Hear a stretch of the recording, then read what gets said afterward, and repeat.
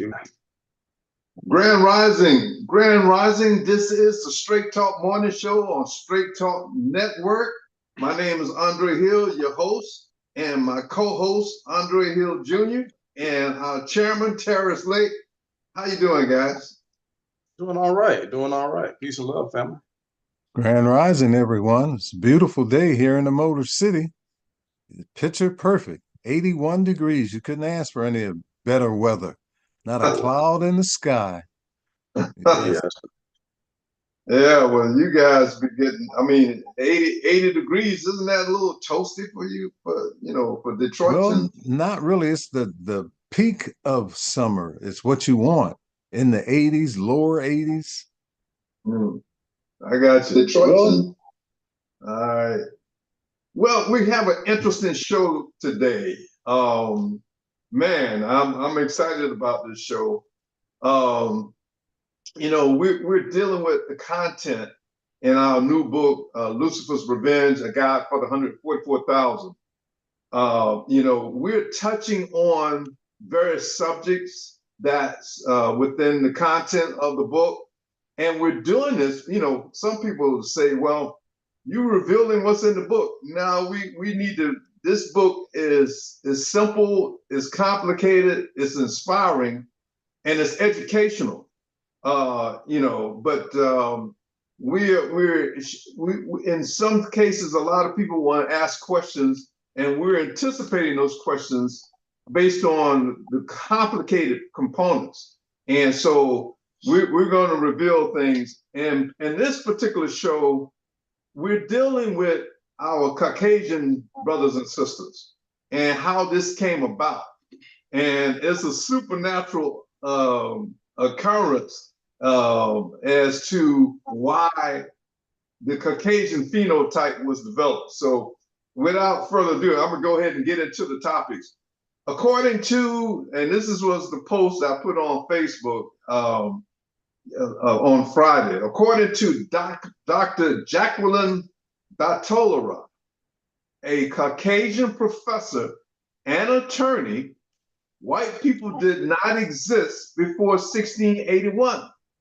And we will explain the need for Caucasian people and what low frequency ET developed their phenotype as described in Lucifer's Revenge, A Guide for the 144,000. The spiritual implications will blow your mind. And we're going to talk about that, because a lot of Caucasian people, are wondering, why they're in the situation that they're in. We're going to break it down for you. Also, I had a run-in, it was intentional on my part because I was trying to get, extract some emotion and out of this young sister who is a PhD. And I kind of pissed her off. And she unfriended me, but what prompted me to create this exchange between the two of us was the state of mind that our women are in. And I get a little frustrated. I understand the state of mind that our women are in, because if you go all the way back to slavery, our women were, left unprotected, and the slave master abused them.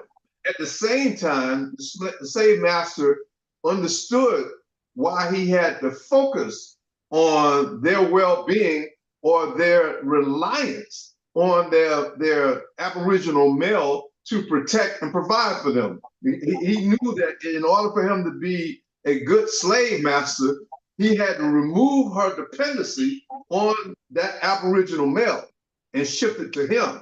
And so, when I see our women in a state of relax, as if they have arrived and they're doing good within this system, all of that was planned by the slave master.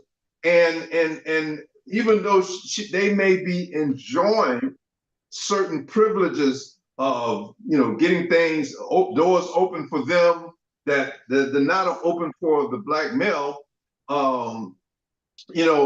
it was an intentional tactic to create an imbalance in the Aboriginal family. And that's what the whole slave system was about, as reflected in a document called the Willie Lynch Letter, How to Make a Slave. And some historians still feel that that letter was made up, and it was not real. But all you have to do is ask the question, how did all the slave masters know to implement this one particular design of dividing the Aboriginals up by skin color, by age, by sex, by the house slaves and the field slaves, and there was a well-described formula to doing that. There's no way that they had the intellect to know how to do that in sync without having a playbook, which is what the book that we just finished called Lucifer's Revenge, A Guide for the 144,000. It's a playbook for those conscious humans to regain control of this planet, to bring it back in balance. Because right now, the scales of this planet is tipped where negative energy, low frequency energy, is controlling the narrative, the government, the money system, and all of these things. So that causes the system to be out of balance with nature. That's why we having murders, rapes, genocide, all of these horrible things that we're doing to each other, because the scales are tipped for the negative frequency energy to control the narrative. And in the natural laws of the universe, positive energy controls the narrative. Not saying that negative people are not needed. Yes, they have their purpose, but their purpose is not to control the narrative because of how they view things from a negative perspective. So on that tip, I want to go into a little further how all of these things are outlined in the book and what we need to do. First and foremost, we're going to give you insight to what's in the book, but this is very critical to understand. My son and I, we sacrifice a lot, but we have an understanding that the proceeds for this book is going into building our Aboriginal nation.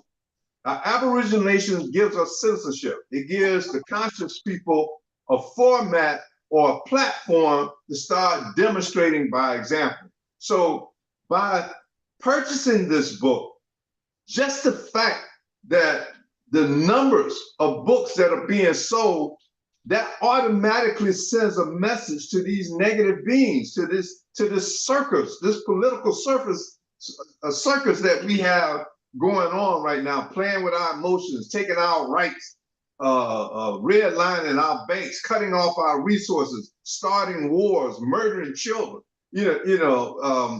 Just the fact that people have acquired a higher frequency of consciousness.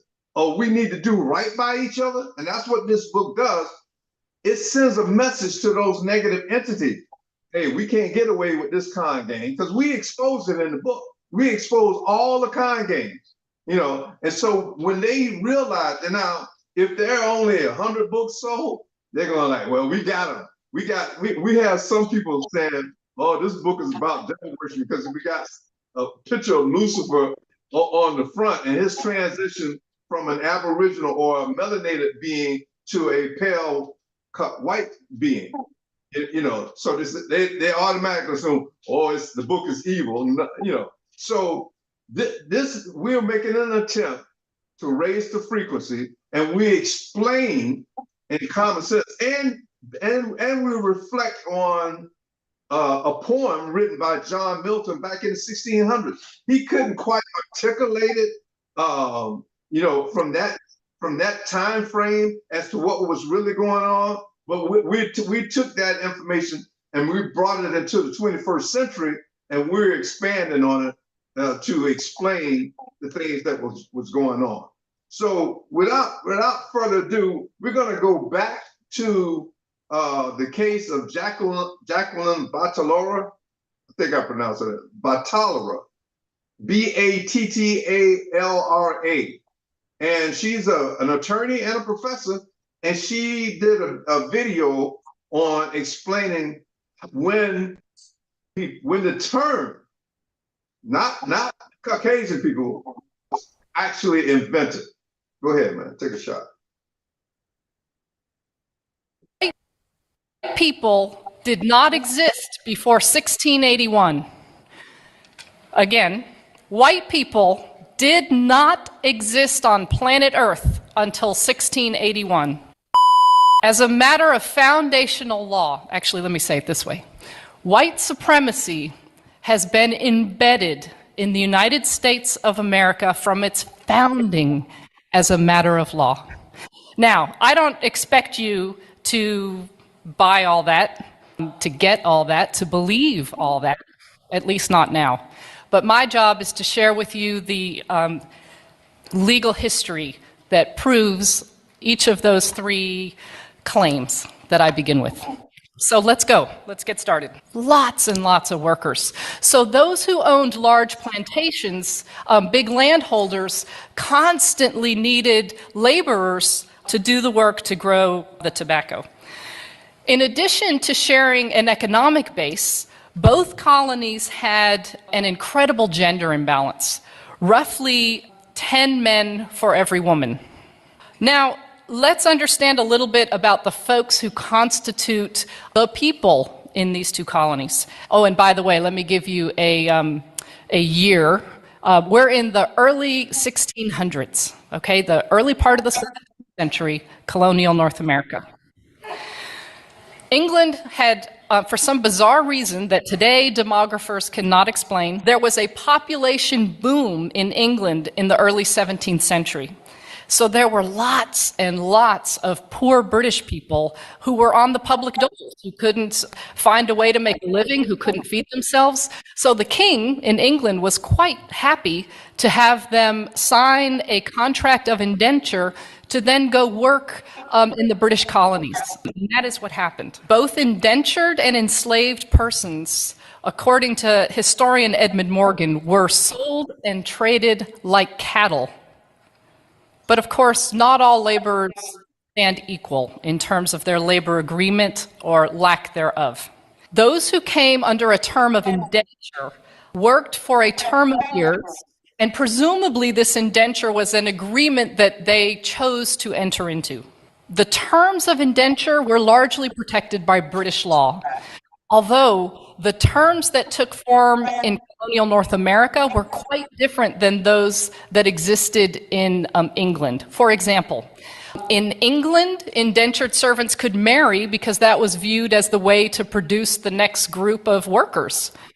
In this country, indentured servants were prohibited from marrying, and if women were unfortunate enough to get pregnant during their term of indenture, they added usually about 7 to 9 years onto their term of indenture and 1 year to the father. Slavery, of course, was a status that came with life, work for life. There was neither British law nor international law to prohibit or restrict slavery. So, how are you doing after?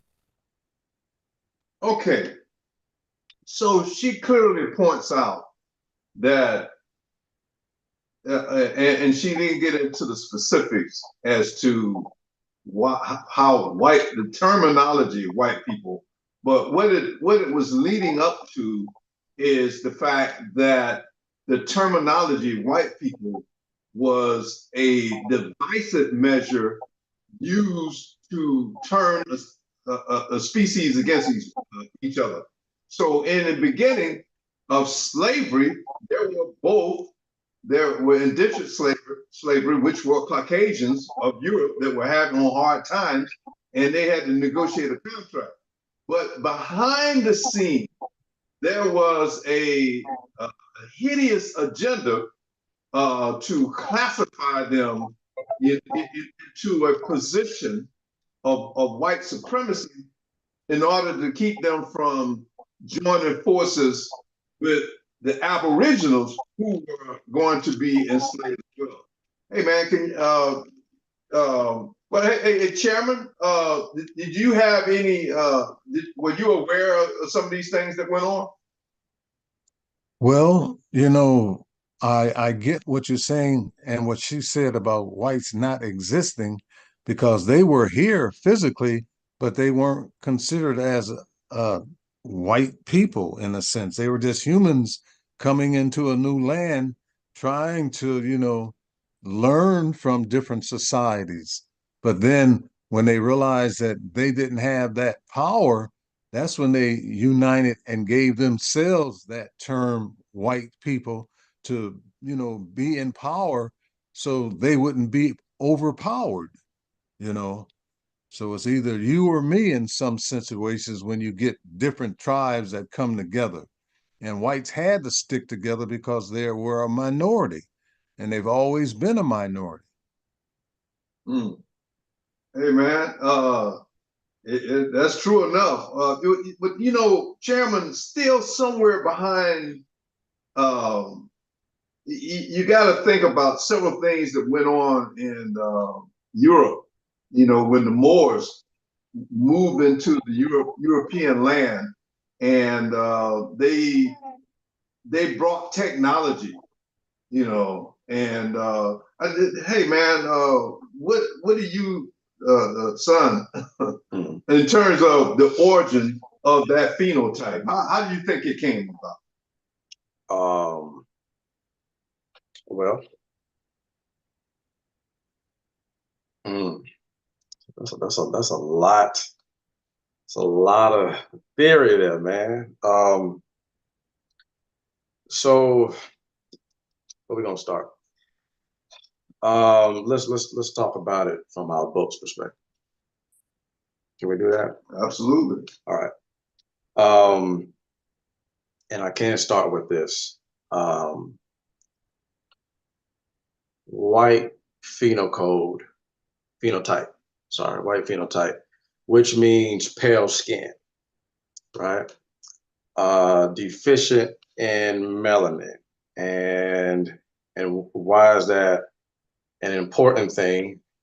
Because melanin for the body, for the human body, is the optimization of the biggest organ on your body, which is the epidermis, the skin. It's the biggest organ on your body, right? And it's external, and so it's doing a lot of work. Not only is it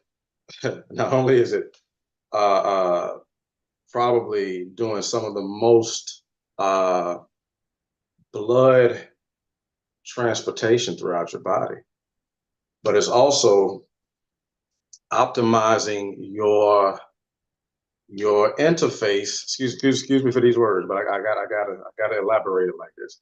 It's optimizing your interface with the planet and the main source of sustenance for the planet, which is the sun. Right? So melanin for the body is just making the body itself is its most efficient state. Right? So then the question becomes, so why would a phenotype emerge without the melanin? Why would this happen? How it happened, a lot of stuff went down. But why would it happen? We kind of get into that in the book. From a energetic perspective, our planet, just like our body, when you think about our internal organs, they working all the time and you don't even feel it. They working day in, day out, no rest. They just, they slow down when you sleep, but they're constantly working. When you think about how amazing this vessel is, it's a little bit awe-inspiring. But then you think about the body of the planet itself, and think about what your individual body is doing, and then think about the planet also doing that magnitude of work as well. Now, in the book, we get into how this planet is cultivating a lot of different energies based on its cycles. In modern day times, we call it astrology and astronomy, right? Call it astrology and astronomy. Y'all bear with me for a minute here. So you've got a lot of ebbs and flows. You've got a lot of different electromagnetic frequencies. You've got a lot of highs and lows when it comes to the amplitudes of these different energies coming and going. And that is what, and that's what the beauty of this particular planet is. It's doing so many cycles, which has given us such a vast canvas for so many experiences. And it's not doing this randomly. It's doing it very calculated, very, very calculated, right? So two of these calculations are measurements of time, our age cycles, and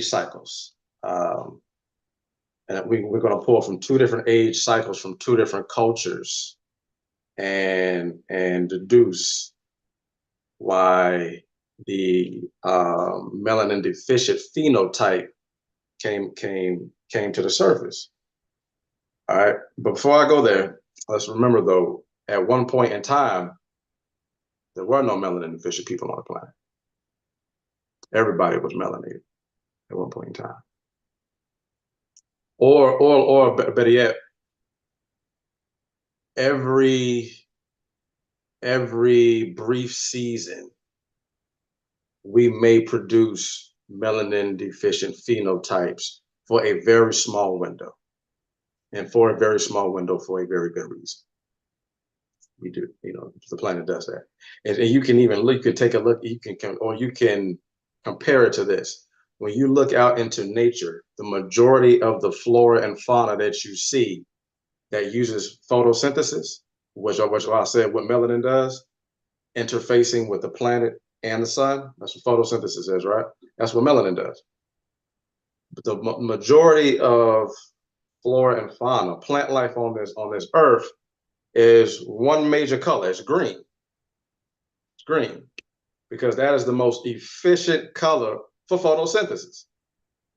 Now, mind you, there's a lot of different colors of plant. Plant life out there, but the majority of it is green for a very good reason, because that's the most efficient color on the color spectrum to absorb sunlight. So, same thing for humans. It's like, you want to have the best case scenario for absorbing sunlight and interfacing properly with the planet and the sun, and in tandem, you're gonna need some dark skin. Now, so going back to the cycles here.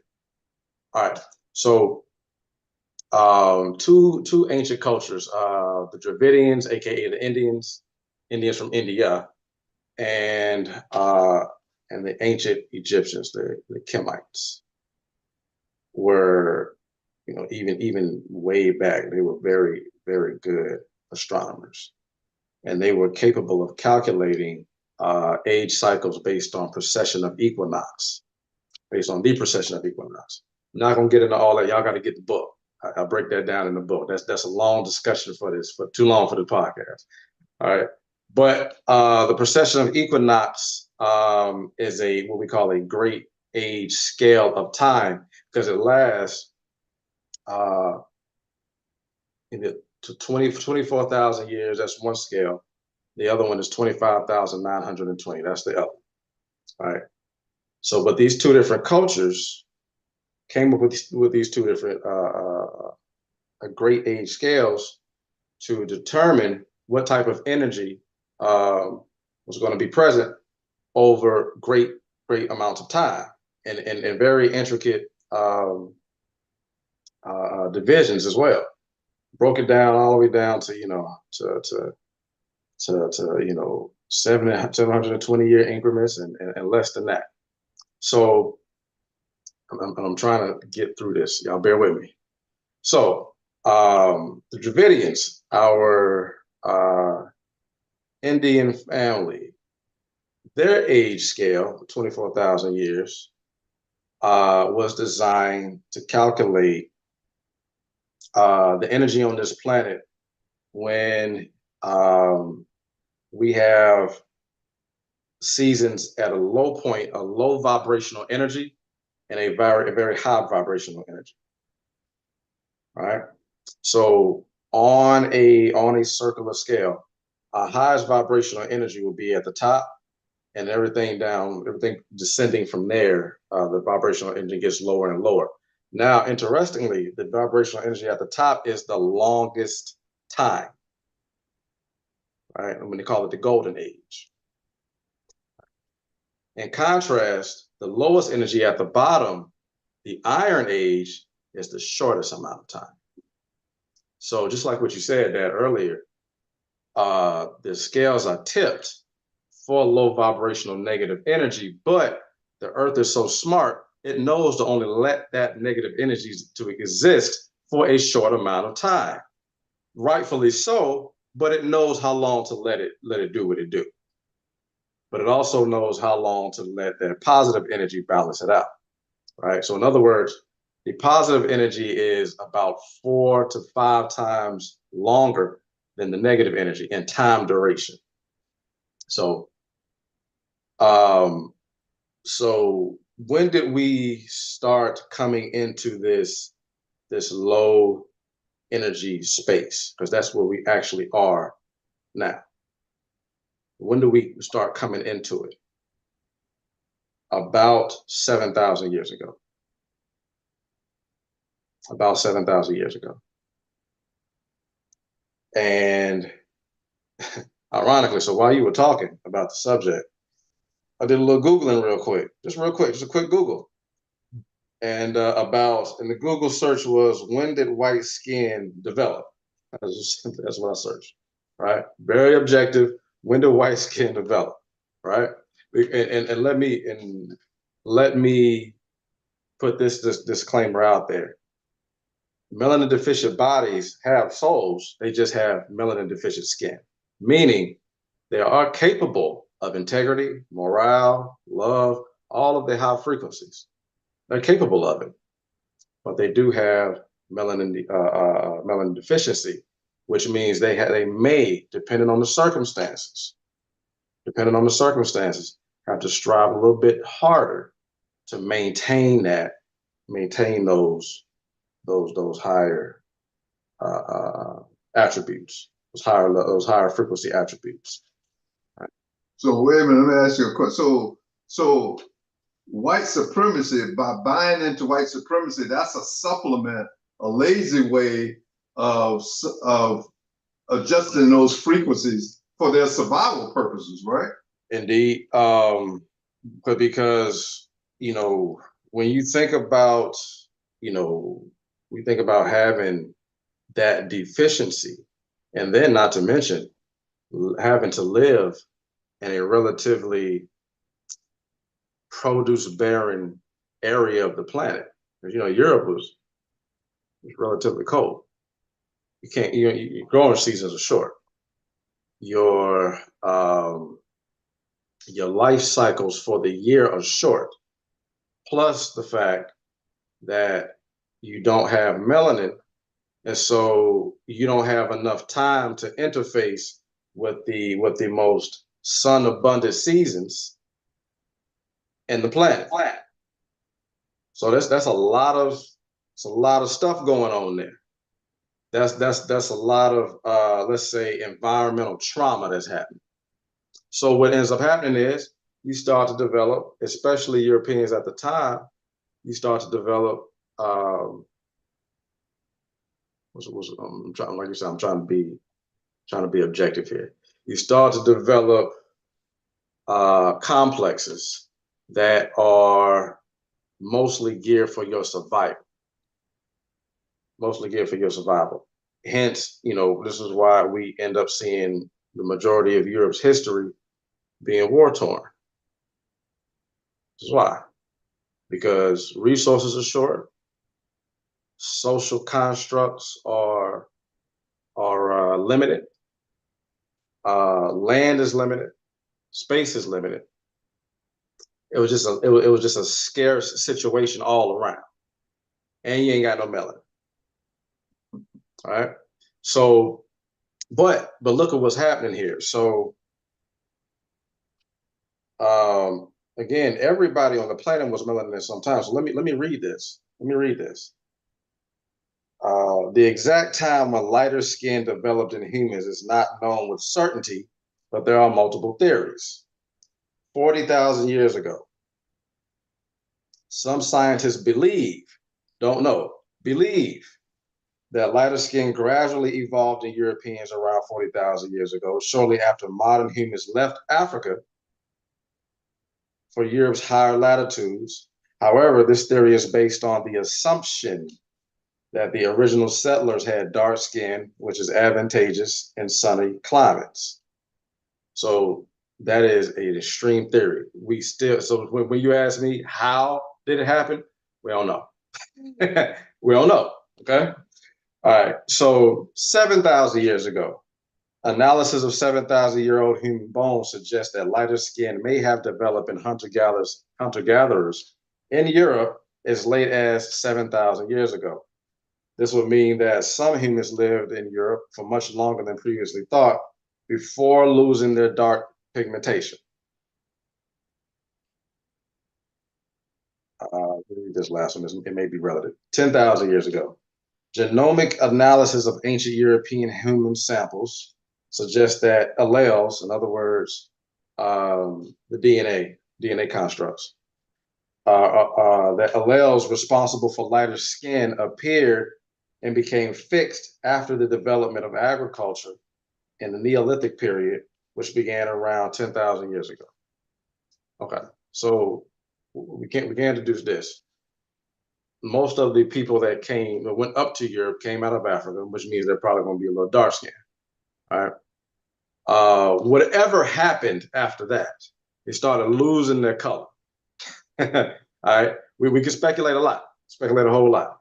Well, they started losing color, started losing melanin, and so here we are. Well, mutating.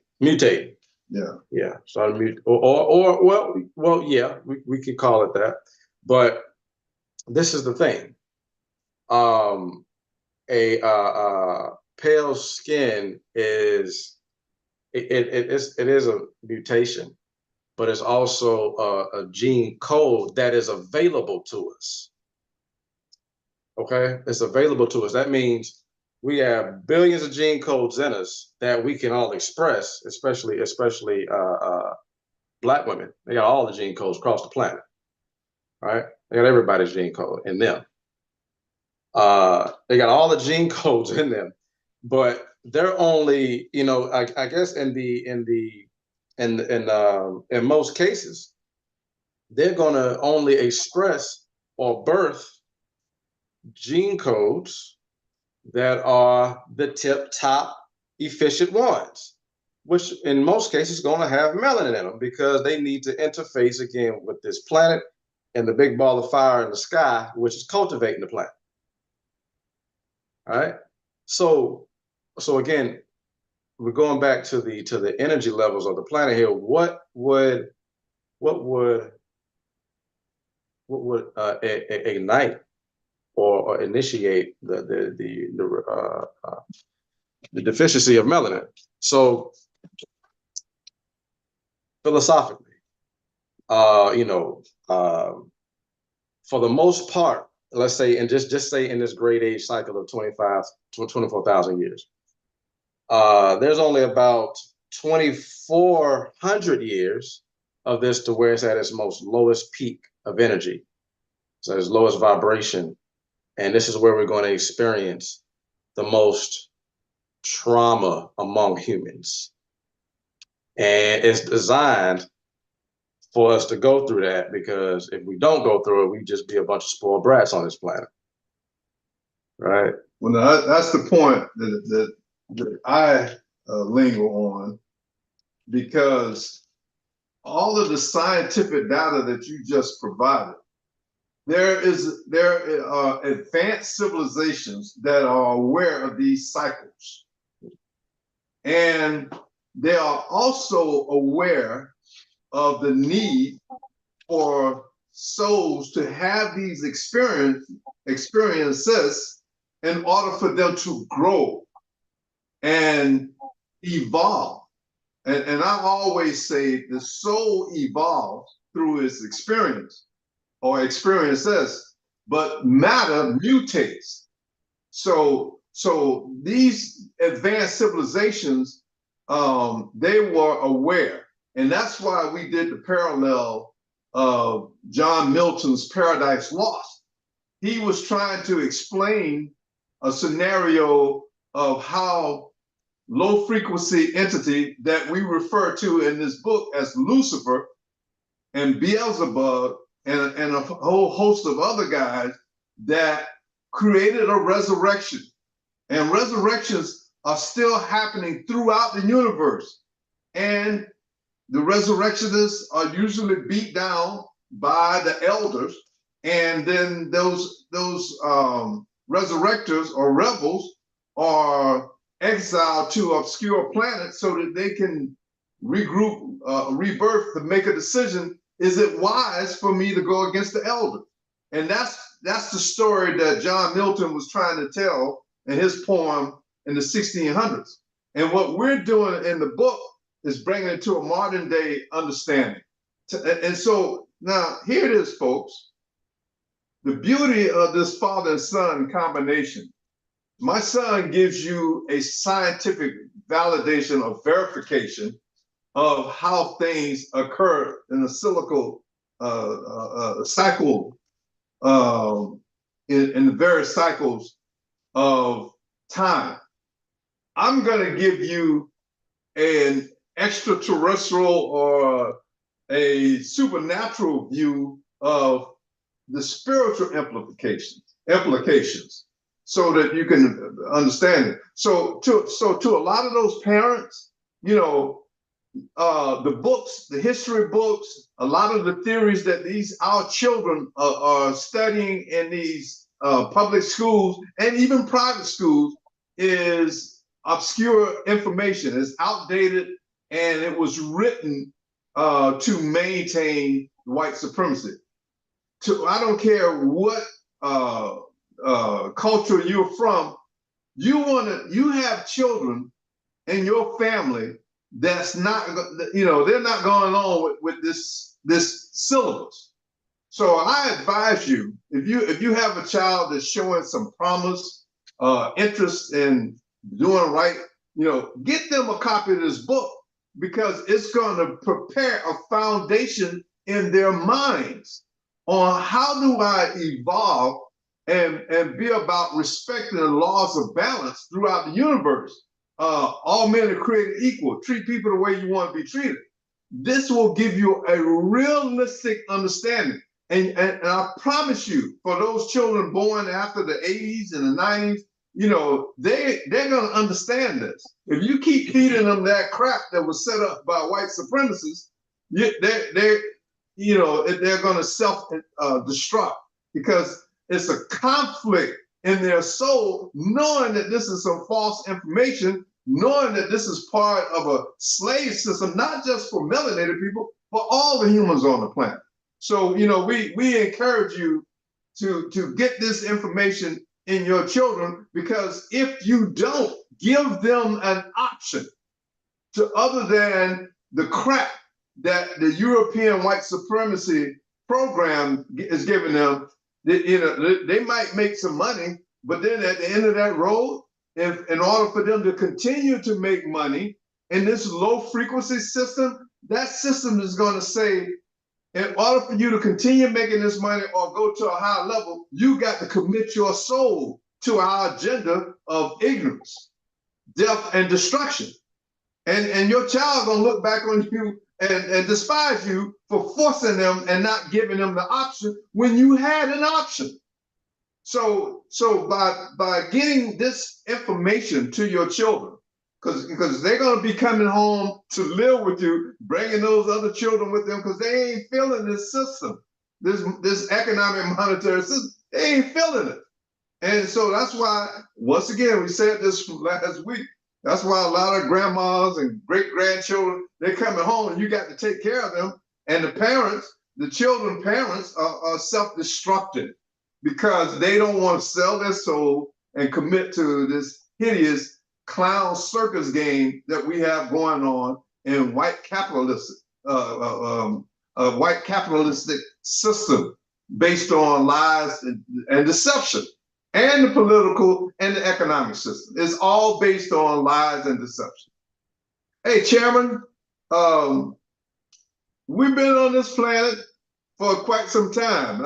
Can you reflect on, and I know I put the same question to you about a week ago, but bringing it all in focus, you know, not all children are coming home to live with grandma and grandpa, but a large majority of them, if they're not now, eventually they will when they reach that point in this economic system where it says, in order for you to stay and prosper in this system, we need your soul. We need you to commit to continue to lie or join our military and go kill people to maintain this agenda.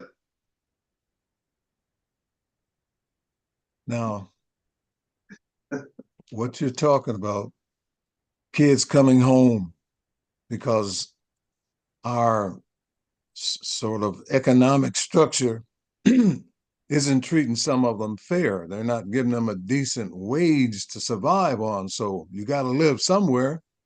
And what's the second best place to live is at your family, you know, your parents' house, you know, because they can help you save, get on your feet so you can get back in society and, you know, produce. But it's not fair the way the powers to be treat the young people because they know that they're poverty stricken financially. You know, you can't do the things that we were able to do when we were that same age as, you know, 20s and even some in the 30s. You know, there was jobs everywhere, but there's not jobs everywhere or any that can really help you live on your own.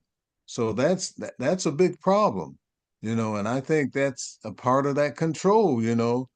Don't give them this opportunity to, you know, prosper. That way we can control them. They've got to keep coming to us. We'll trickle down some stuff to you, but you still got to come to us. You're not really manufacturing anything, but you still got needs and you got to come to the powers to be. That's the way I see it, you know. And until we get it together and start wanting the best for everybody, there's always going to be that situation where, you know, that jealousy, somebody's got it and somebody don't. So the one that don't have it is going to want to take it. That's been throughout history as a society. You know, if you ain't got it, my family got to eat too. So I'm going to get it somehow, some way.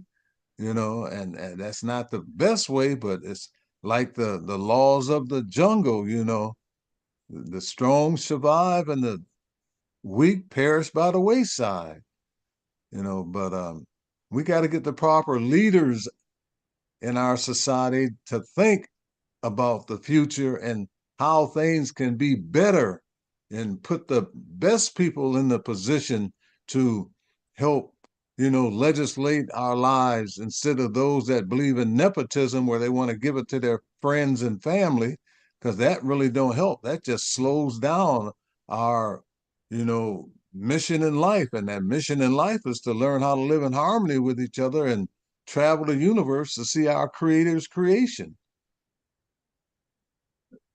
So I want to show an example. Hey man, can you set up the little boy that's burning the books? In the Caucasian community, what their kids are not wanting to deal with this white supremacy because their soul, they already know in their soul it's the system, and I don't want to be a part of it. Go ahead and play that. This is a 7-year-old Caucasian kid. Thanksgiving celebrates Native genocide. Thomas Jefferson owned over 600 slaves. Christmas, pagan holiday. Jesus wasn't his name and he wasn't white. George Washington, slave owner and racist. Thanksgiving celebrates native genocide. Thomas Jefferson owned over 600 slaves. Christmas, pagan holiday. Jesus wasn't his name and he wasn't white. So you know, these kids that that are being born now, if you continue to try to force these ideologies on them, they're going to rebel and they're going to resent you, and that's why we're urging you, go out and get a copy of this book, give your children something to read, let them make the choice. If you make the choice to your child, you're gonna hate people because of the color of their skin. You're creating a recipe of destruction for your child. Give them a choice. They know better. When they come through that portal, through the reincarnation portal, they get to see all the truth and everything that they've done in their previous lives and what they need to do to correct it. And then you keep feeding them this same crap over again, just like these white supremacists. They got to maintain white power.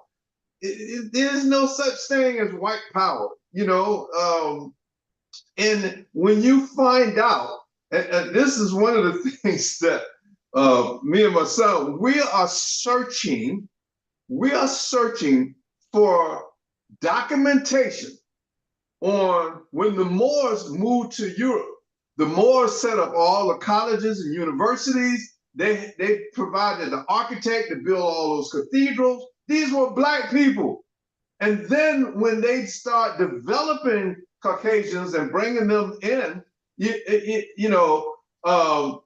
they basically used them as slaves, which, everybody got to pay their own due. So the people that created white supremacy were Moors. They were melanated people.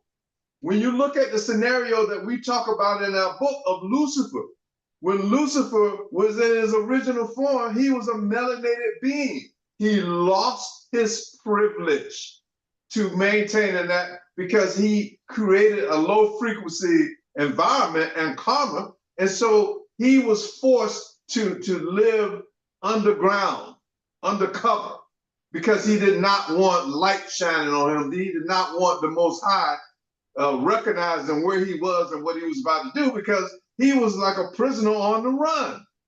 So in the book explains how when he came to Earth, in parallel with John Milton's poem from the 1600s, he had to go in the subterranean world.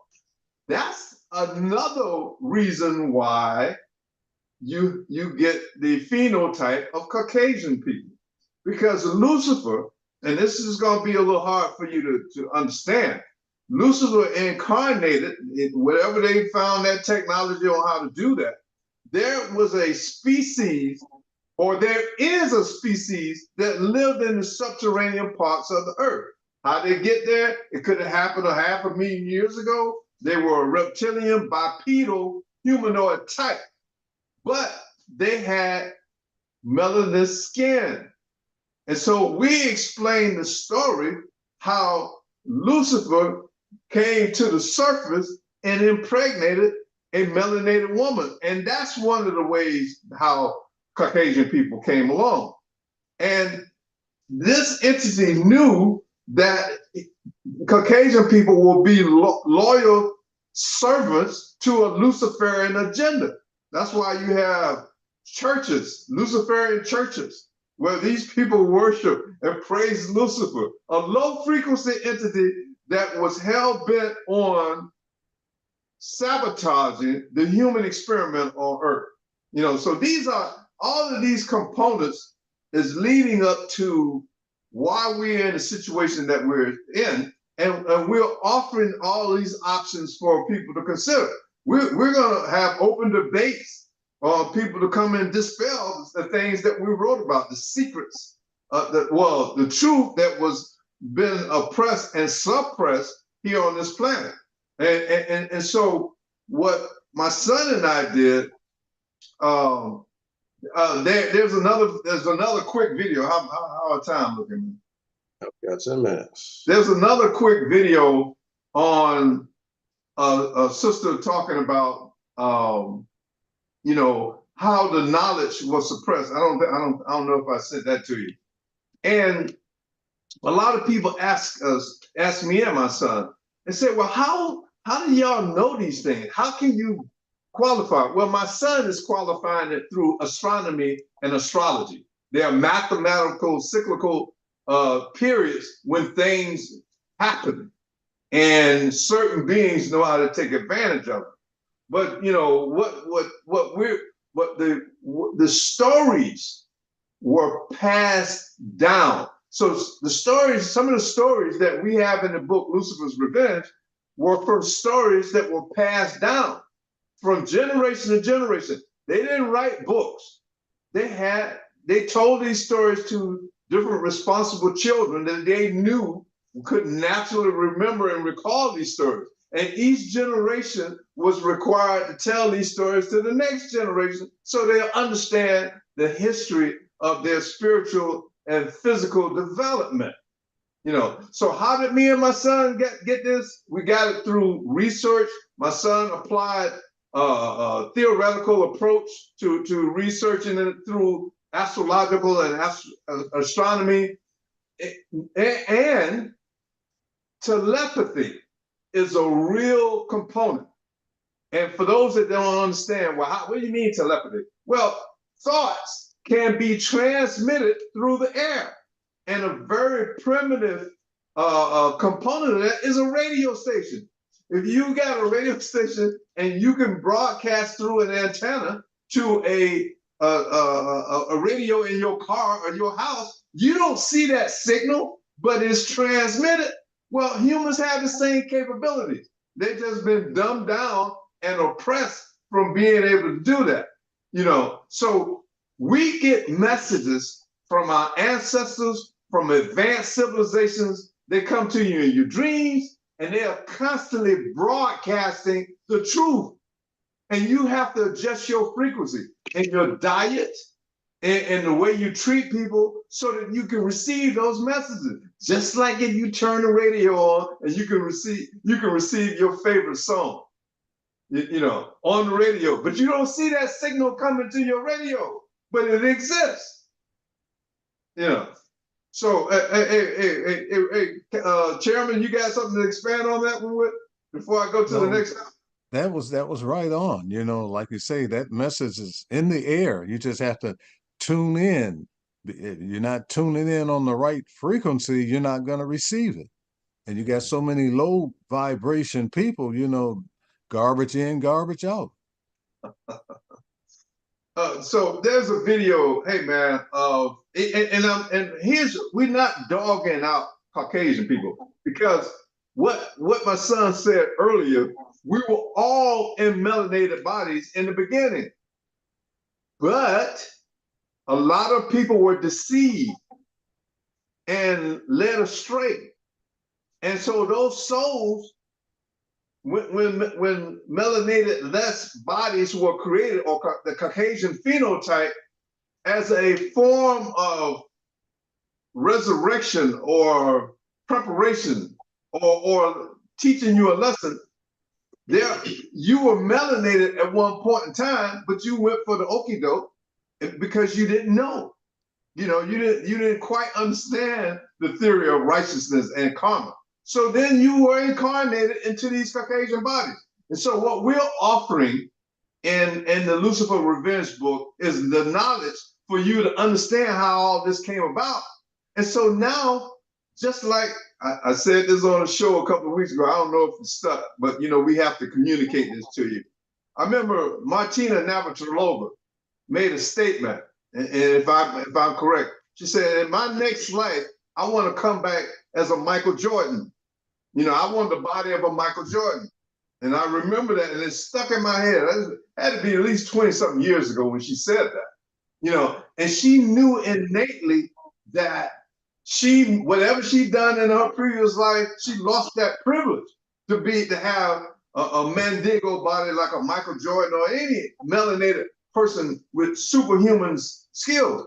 You earn that privilege through how you treat people, through good karma. You earn these supernatural bodies. But once again, to whom much is given, much is expected. You're required not just to go get $1 million contracts. You're required to help humanity, open up doors, bring light, and teach people the truth. So there's a responsibility that comes along with those melanated bodies. But the Lucifer agenda recognized that, so that's why they created a system to give them multi-billion-dollar contracts, to sway them and tell them you can keep buying these mansions and these houses and stuff, but you cannot be a part of an agenda of telling the truth. So they have the struggle for the next lifetime. Will they be able to earn a beautiful body, a soul, a physical form like that again? Will they sway in the wrong direction? So, we're trying to get this over to the Caucasian people. The whole system was designed to test us as a species. It was designed to put us through these different trials and tribulations so that you can evolve spiritually. So you're gonna make the wrong decision. When you do, there's consequences. Or I hate to use the word punishment, but there are lessons for you to learn. Hey, so hey man, one more video. Can you get the sister who was talking about? And I'm trying. We reaching out to Caucasian people, understand why it's not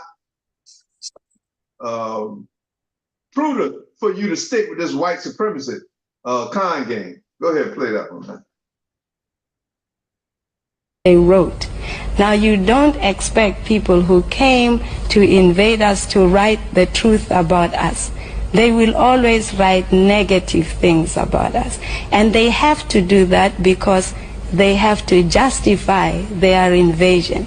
We don't write our history. It has always been handed down to us orally by our elders. Of course, the white man came and he writes history. In fact, you don't know anything about any place until the white man gets there. Until the white man comes to any place, nothing lives. It's only when he comes and say, "Boof, I've discovered you, now you exist," which is ridiculous. They came, they conquered, and they wrote. So is that the one? How many? I gave you 3, right? No, just 2. Let's do. Okay. All right. So understand this. We as a species, at some point, we got to make a choice.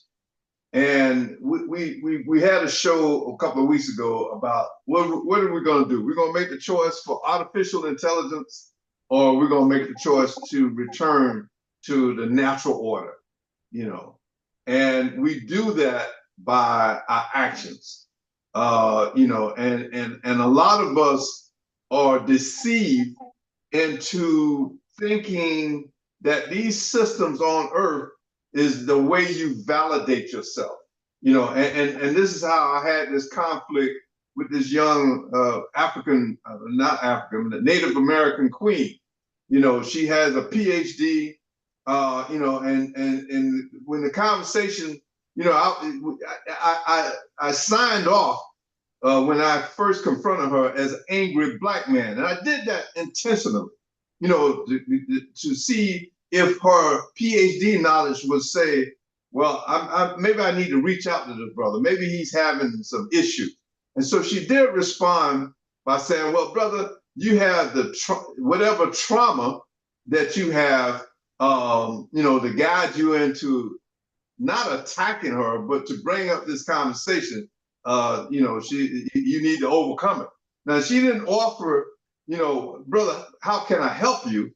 It was like, look, I got my PhD, I got mine, you need to get yours. And my intent was to get her to understand, while you have acquired this PhD in this European capitalistic political social construct, it's designed to isolate you from the true purpose on this planet. Well, so she responded, said, well, I go out to in the community and I do this and I can contribute to this and that, but all the systems you're contributing to was set up or infiltrated by this European white supremacy construct. So you just get adding fuel to the fire to that, telling our children to maintain, get educated in this falsehood and this misrepresentation of the truth, and that will continue to exterminate our people in cycles. So you're really just maintaining the system. And when it comes to how do we resolve this issue, your attitude is, I got mine, you need to get yours.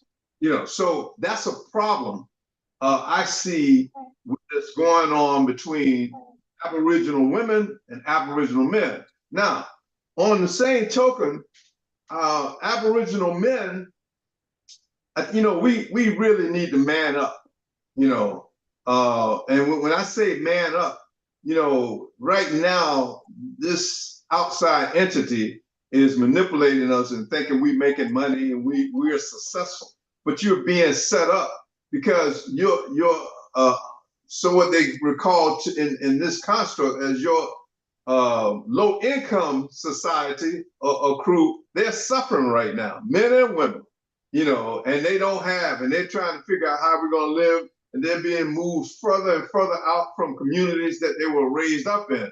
So, one of the problems with this young lady that had an attitude with me is that I understand she doesn't have protection from her Aboriginal men. So she had to go and strive in this European system and acquire a status, so that she could provide for herself. And hopefully that the European police system, if any Aboriginal men come and attack her, she can call up her Caucasian policeman to come protect her. That's where her priorities lie. And that's a problem because that was the plan that the European white supremacy program, even while, we saw how they shot this young Aboriginal woman, but that's the plan of exterminating the natural people. And that's what this Lucifer Revenge is all about. Lucifer basically wants to destroy all the melanated people on this planet. That's the program. And he's replacing it with the phenotype that depends on him. That's why you got churches you have that are worshiping Lucifer. They know they've given in to that design and they're moving in the direction of continuing to serve the system.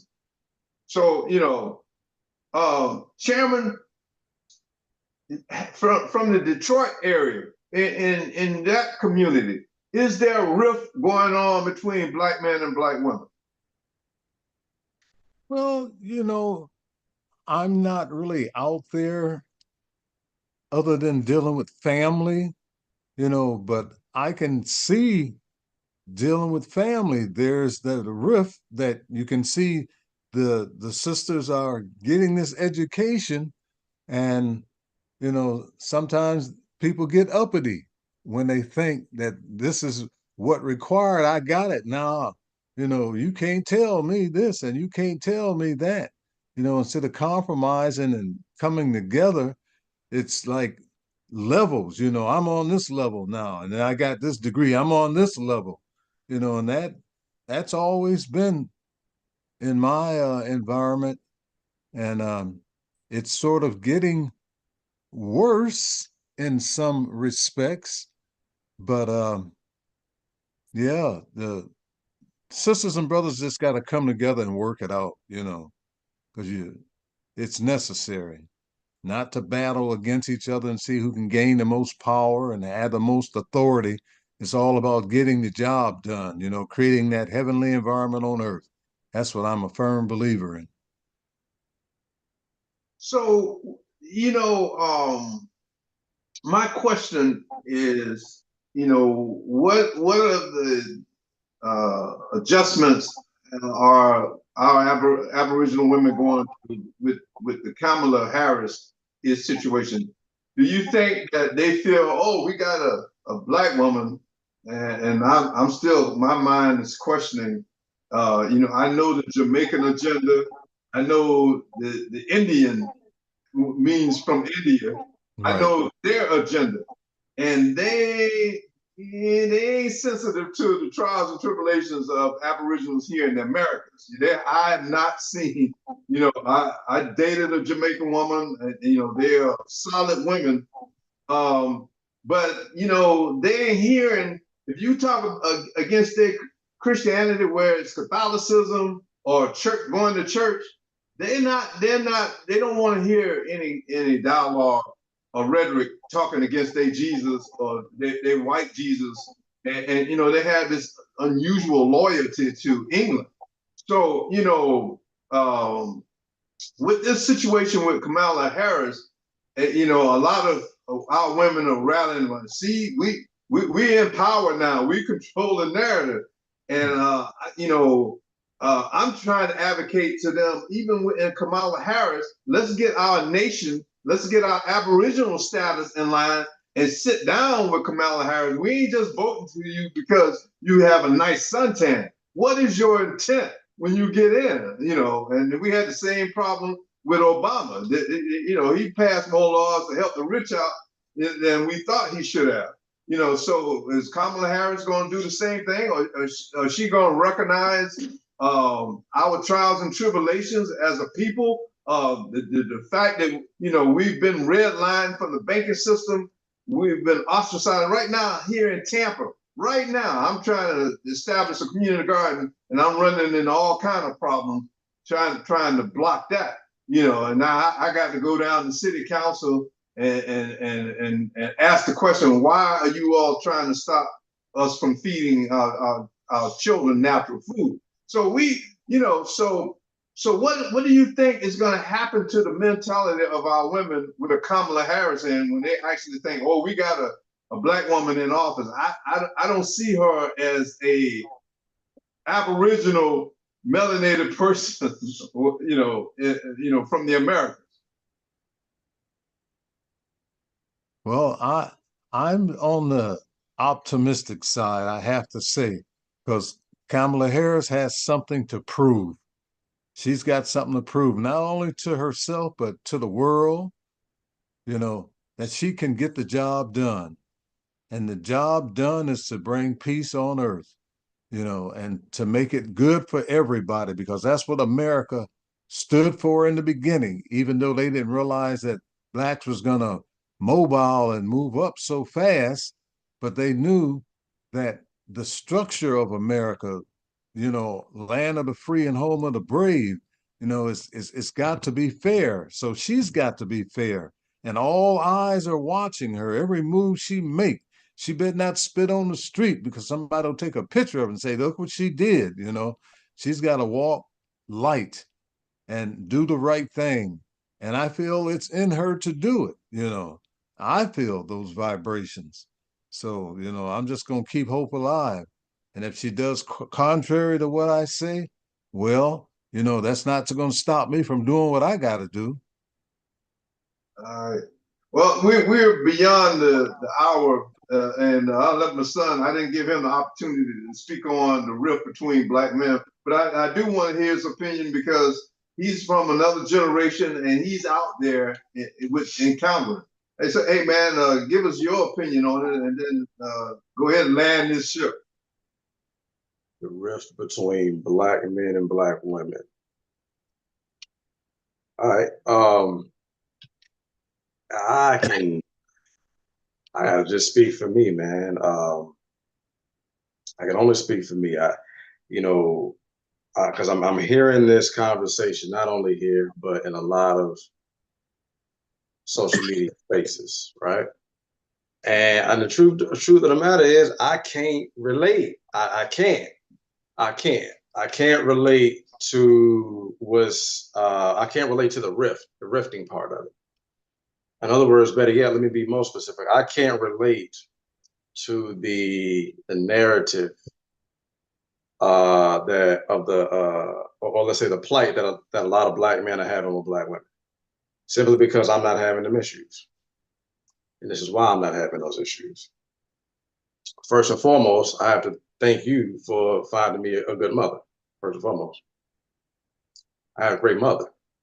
I have a great black mother, so I don't have any um, childhood traumas that show up in my adulthood that are subconscious in dealing with black women, right?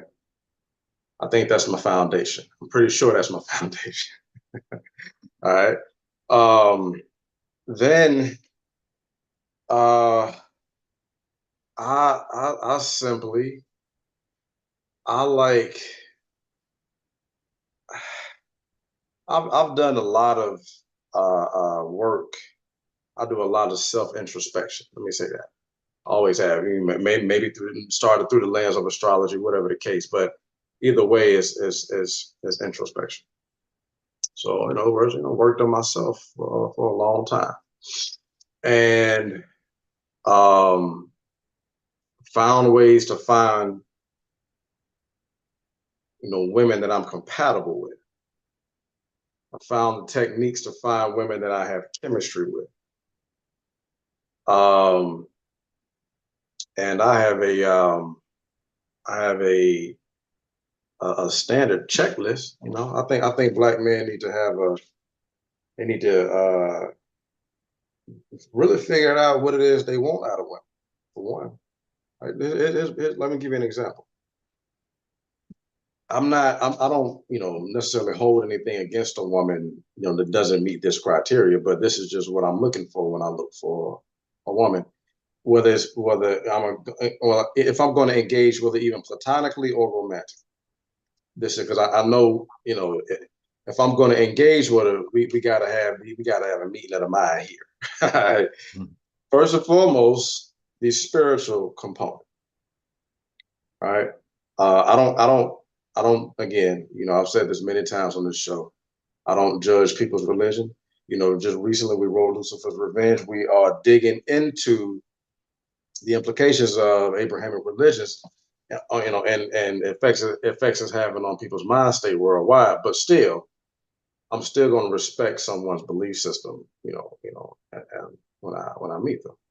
But I know in most cases, if we have two different spiritual systems, and a woman has a spiritual system that may quote unquote fear mine, then respectfully, we don't have a lot in common there. We may not need to get to involve, right? And then second standard is culture. I appreciate you and mom for raising me in some culture, because that's what gives me the outline of the type of people in general, but especially the women that I choose, that I pursue. All right. So just like a hunter, because I guess because men are the chasers, traditionally, right? I know exactly where to go find the women I'm looking for.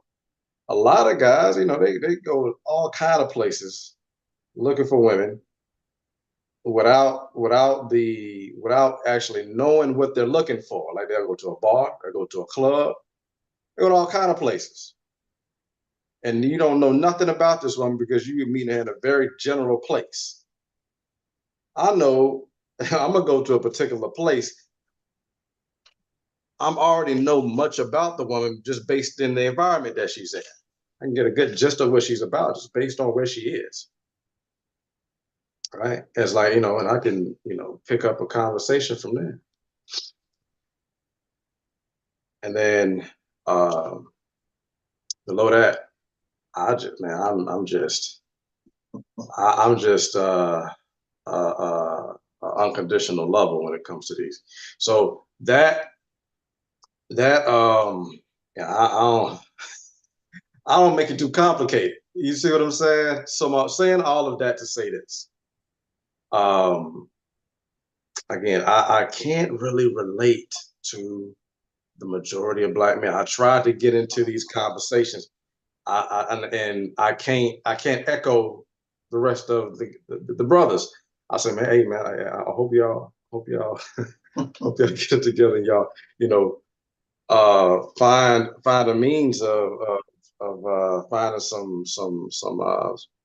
common ground with our sisters, because for one, you miss it out. You miss it out for one, and for two, we need each other right now more than ever. So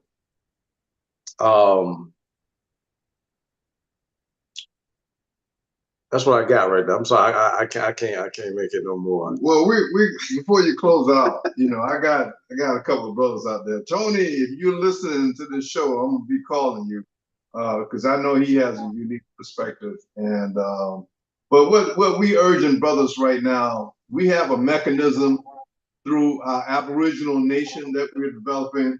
We have a mechanism through distributing this book and getting it in the hands of people so that they will have an option other than the BS that they've been fed. My generation, we were told that it's snowball, and people like the chairman and myself, we were able to escape that con game and become free thinkers. So we're going to attempt to reach out to a brother that's out there in the midst.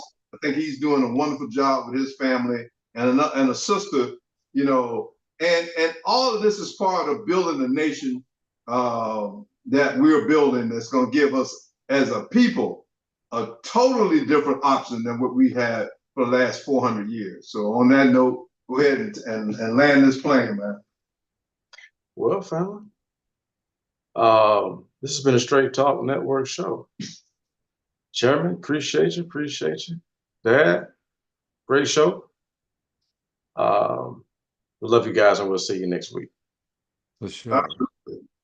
Take care. Conversation, peace. Absolutely.